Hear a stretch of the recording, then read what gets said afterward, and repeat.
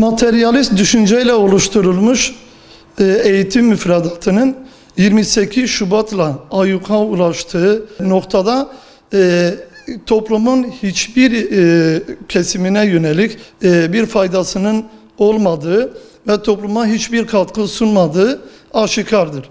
Bununla ilgili bu sorunu giderme adına atılmış adımlardan biri olan seçmeli derslerin az da olsa, yeterli olmasa da önemli olduğunu ve bu noktada Eğitim Bilsen olarak seçmeli derslerle ilgili özel çalışmamızın olduğunu herkes biliyor.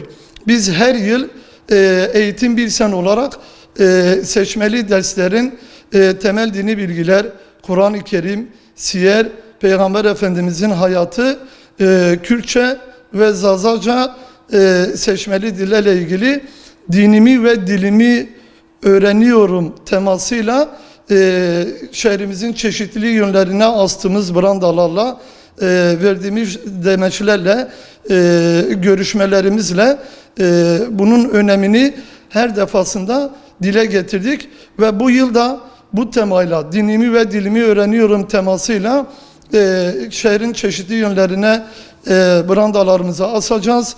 Bununla ilgili çalışmalarımızı yine sürdüreceğiz.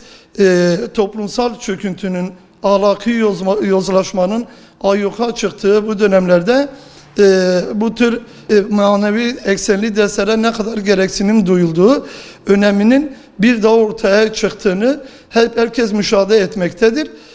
Velilerimize, eğitimcilerimize ve öğrencilerimize çağrımız şudur ki sürecin başladığı bu dönemde bu konuyu önemsemeleri ve bununla ilgili okullarına başvuru yapmalarıdır.